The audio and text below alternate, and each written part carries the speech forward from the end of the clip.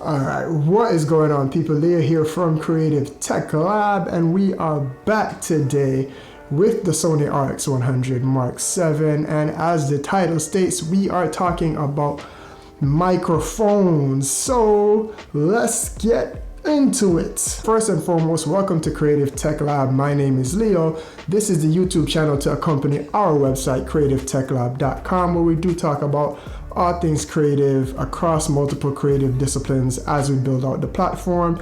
But on the channel here, we've been talking a lot about run and gun videography. So if you're into any kind of mobile filmmaking, on the run, one-man setup, please go ahead, hit the subscribe button, hit the notification button. That would be greatly appreciated. And I promise you there's a lot more content already out and a lot more to come.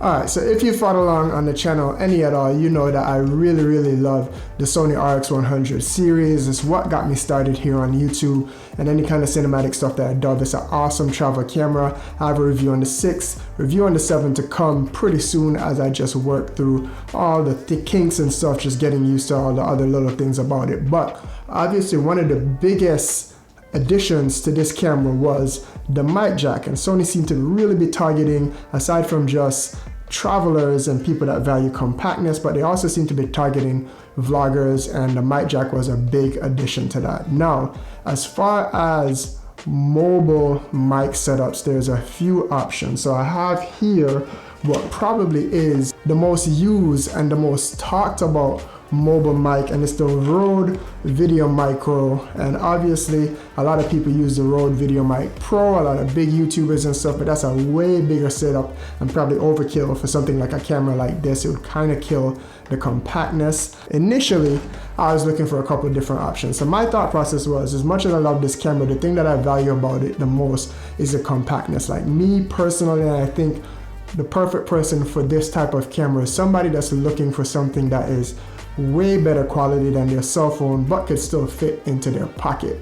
So compactness was a big deal. So as far as options, Rode Videomicro was kind of on the line in terms of there's no hot shoe to mount it. It's kind of big in comparison to the camera, so it wasn't necessarily something that I was looking at. But I will say, to get good audio, I think this is the way you have to go. So there are three options. The one that is on the microphone right now, which you're hearing currently, is the Movo VXR10. Now I came across this just in doing a little bit more research and trying to see something. Now I haven't mixed it yet as you're hearing this, so we're gonna do a couple of different things. We're gonna do just talking head with me just talking into the microphone that you're hearing now. Then I'll switch over to the Rode Videomicro and compare it. However, I do want to make one more note before we get into the actual test, is the Solomonic mic. Now this mic, you have heard this mic if when the first came out, and I did the vlog when we were going down to Florida, I used this mic, and this mic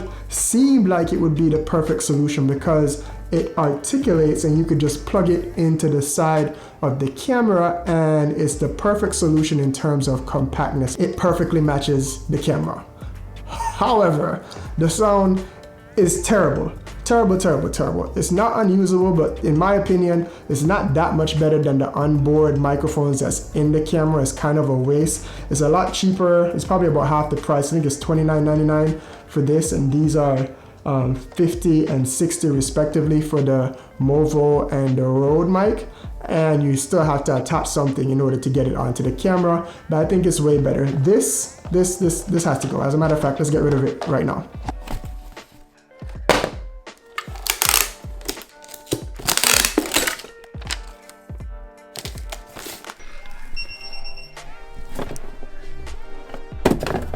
Alright, so Solomonic mic, I would say just go ahead and just skip it altogether. It's not worth the audio quality than basically what is already on the onboard microphone itself. So right now I've been talking into the Movo. The Movo it looks almost identical to the Rode Videomicro. So as far as size and compactness and all that, the size of the Movo is very comparable to the Rode Videomic Pro. It is clear that that is who they're going for. In terms of accessories that comes in the box, you have the holder there for the microphone goes on top of there. You have the windscreen, the dead cat as they call it. The cool thing about the Movo though is that it does come with a couple of extra accessories. So this one has a TRS cable if it is that you're just plugging it into a regular camera like this or a bigger camera on the Rode mic. However, on the Movo, it comes with a couple of extra accessories. So it comes with a TRS to TRRS, I believe that is, if you want to plug it into a phone, which you need that connection. So the Rode, it actually comes with a little bit more value. So if the audio quality is there, it's a little bit cheaper and a little bit more accessories. So let's go ahead and test that real quick. All right, now for as far as this test is going to go, we're going to do a couple of things. You've already heard the start and everything has been recorded on the Movo, and then I'm going to switch over just so we can get to see what this sounds like. This room isn't treated or anything. This isn't perfect room to be in. Side note, we're in the office because I need to start filming all these videos to get them out. The wife is home, she's working from home half day, and she's in the living room where I'd normally set up, or you'd still hear her if I was in the dining room. So side note on that, that's why I'm in this setup. Let me know if you like it down in the comments. Anyway, this room is not treated in any way, shape, or form. It's not perfect in terms of audio, but this is what the Movo microphone sounds like. So let's just do a quick intro on what I would normally sound like. What is going on, people? Leo here from Creative Tech Lab, and today this is the Movo microphone. So now I have plugged in the Rode microphone, and this is what the Rode microphone sounds like. I have not changed the levels on the camera, so it's the same levels, and I think the camera is set to 10. I put it down as low as possible as I thought it could be in terms of getting the right sound. And then we'll jump outside just to hear how both of them deal with wind noise, and then maybe I'll go into the mall just to see how it deals with background noise when people are talking in terms of being a directional microphone, if you could still hear me perfectly. But just for good measure, let's do the what is going on, people. Leo here from Creative Tech Lab, and this is the Rode Videomicro on the Sony RX100 Mark VII. All right, let's go somewhere else outside to catch what it sounds like, wind noise on both different microphones. This is the Rode microphone. Just me walking to the car. I wouldn't normally have to walk to the car, but it's not too windy outside, but this is what it would sound like. And just for reference, this is what the Movo sounds like. Wind picked up just a little bit more. There's some noise in the background. I don't know if you can hear it. So those are the two differences in terms of outside. Let's go find some background noise somewhere as we go run errands. Alright, just got to the mall. Again, this is what outside sounds like. I'm gonna run into the food court. I don't know how busy it is, but there should at least be some background noise. This is on the Movo. Let's walk into the mall and we'll see what it sounds like. Alright, so we're in the food court. This is what the Movo sounds like on it's about this far away from me.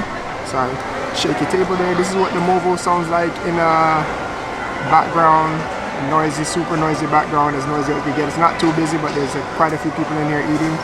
So this is the Movo. Let's plug in the Videomicro and see what that sounds like. Alright, and then this is the Rode Videomicro plugged in the same environment, same amount of noise. We're roughly about the same amount of noise. I don't know if everybody's still saying the same exact things, but you pretty much know what I mean.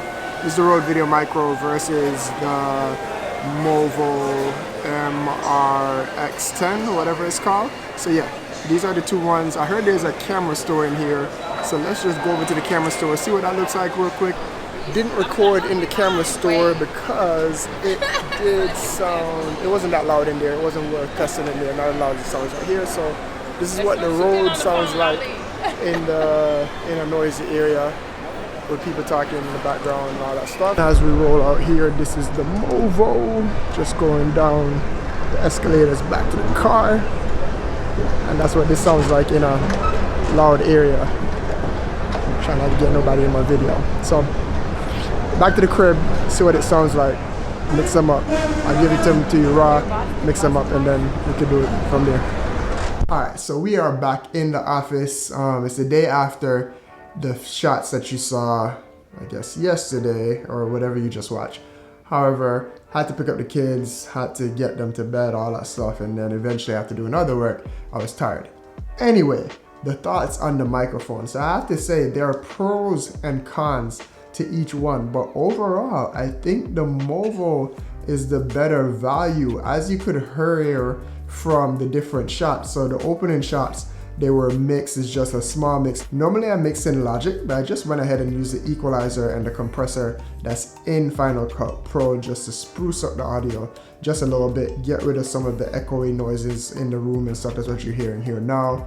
But I will say the Movo mic is a lot more sensitive and louder. So I think overall that makes it a better microphone, especially since you can turn down the levels more on the mic and you get a usable signal so you're not bringing up too much background noise. But I would say where that comes in as a con, and where I think the Rode mic shines a little bit, or it just takes a little less processing. The shots that you heard both outside and in the mall, I didn't do any processing to those. I just did what the raw microphone sounds like. And as you guys could hear, it picks up, the Movo picks up a lot more noise. Now you could hear me fine, but you can also hear everything else around it a lot more, just because it has, again, more sensitivity and just picks up more presence. Whereas the Rode microphone, I thought, was a little bit more quiet in those situations, and you could still hear me. So again, if it is that you're gonna be mixing your audio and you know how to mix your audio, I don't think that'd be too much of a big deal. And then couple more just little things aside from what I showed in the start of the video. The hot shoe mount on the Rode mic is just kind of flimsy. I feel like on the Movo, it's a little bit more sturdy. So that may or may not bother you as much. But the other thing is the Movo comes with different cables. So if you do need to plug it into an iPhone and you want to get better audio out of your phone, if you're doing that, you might have the iPhone Pro or whatever and you're using that as your main content vehicle, but you want to get better microphone, you don't have to buy an extra cable in order to do that. Whereas with the Rode Videomicro, you would need an extra cable, and that'd be another, I don't know, anywhere between $5 and $12 to get that done. And the price difference, when I picked, at the time of this shooting, when I picked this up, I paid $63 for the Rode Videomicro, and I paid $40, $39.95 for the Movo mic. So I think the Movo mic is the better value. Again, unless you're gonna be in really noisy situations and you're not gonna mix the audio, then that'd be the only plus to the Rode mic. But I think this Movo mic saves you $20. It's a better value. I definitely go ahead and recommend it. So that was my review on the Movo VXR10. This joint right here, did I get it right? Yes, VXR10, the Movo VXR10, that would be the recommendation. That's what I think once it is that you factor in price and all that. And I'd say that with me saying that I love Rode microphones. My favorite mic from school that I picked up over 10 years ago now was the Rode NT2A. It's what I normally film my videos on, the condenser mic. I think, again, that's an awesome value. Rode makes great microphones, great shotgun mics, but I think in this case, Movo just kind of outdid them with the price. But again, if you choose to pick one of these up, go ahead, use the links down below from Amazon. It does give a small kickback to the channel. It doesn't cost you anything, so I'd greatly appreciate that. And if this video helps you in any way, shape, or form, please go ahead, hit the like button. Boom! If you didn't like it, hit the dislike button 2 times, but then drop me a comment and tell me what it is that you didn't like so that I can go ahead and improve on it next time. And we have a lot more content coming up as planned. I don't know how many people are still watching this video. However, I'm gonna do a comparison with the RX100 to the new iPhone 11 Pro, because I know a lot of people are talking about, do you still need a point and shoot camera if your cameras in your phone is that great? And then also, I know some buying decisions that a lot of people need to make.